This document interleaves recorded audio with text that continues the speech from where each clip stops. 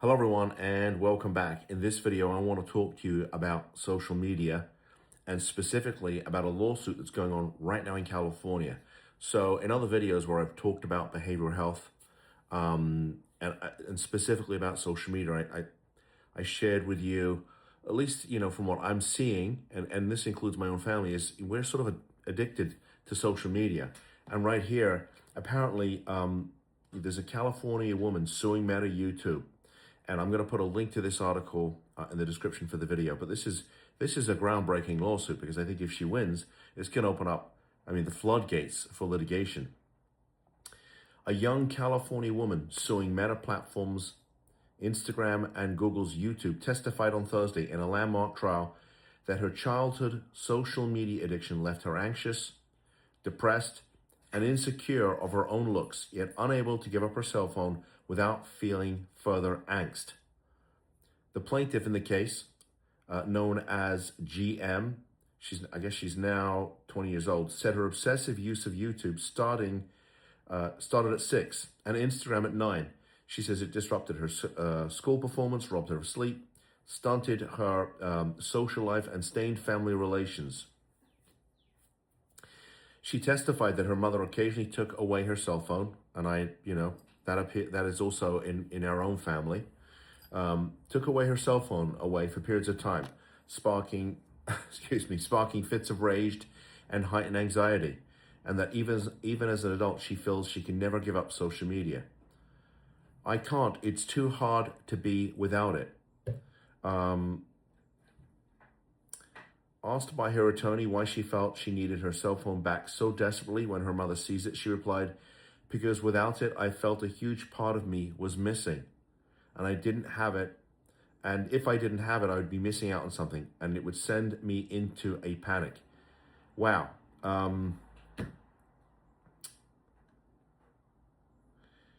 She took the stand a day after her former psychotherapist, who treated her for several months when she was 13 and 14 years of age, testified that excessive social media usage was a, quote, contributing factor to her mental health issues, which were then diagnosed as social phobia and body dysmorphic disorder.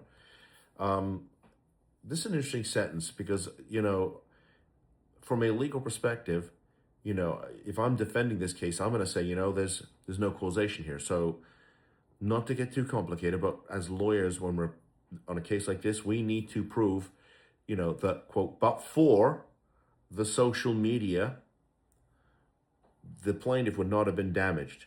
Okay. I think the defense attorney is going to have a field day with this because they're saying, well, it was a contributing factor. Okay.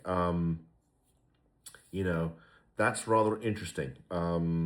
So if there are any lawyers out there, I'd be interested to hear what you have to say about that. It also talked here, it said her record showed she had a history of verbal and physical abuse and, had a difficult relationship with her parents. I'll let you read this thing for yourself. But, this is sort of, what I've been saying, we're so disconnected. Look, I know that I spend a lot of time on my phone. I'm posting these videos. I'm connecting with people online. And most people who are surfing online are using, a thing like this. This is recorded on an iPhone. So, if you are, family out there and you're dealing with somebody in the family who's really unable to function without, connection to social media, and you want to have a conversation with us about how we can help you, reach out to me. This is sort of a new area in, behavioral health that we're going to be dealing with. In the past, it was all, substance use, alcohol, recreational drug.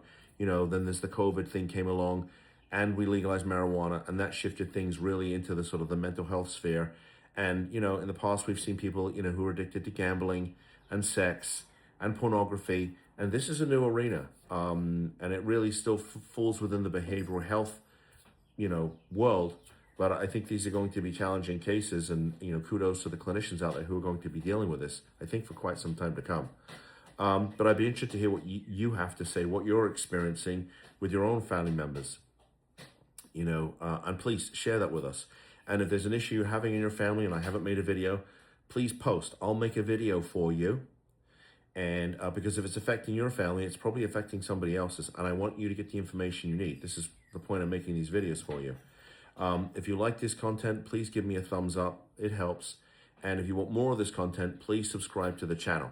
I put a video or two, or perhaps in this case, 3 videos a day. It's really become part of my mission to make sure you get the information you need. And so with that said, I appreciate you tuning in. I'll see you in the next video. Take care. Bye-bye.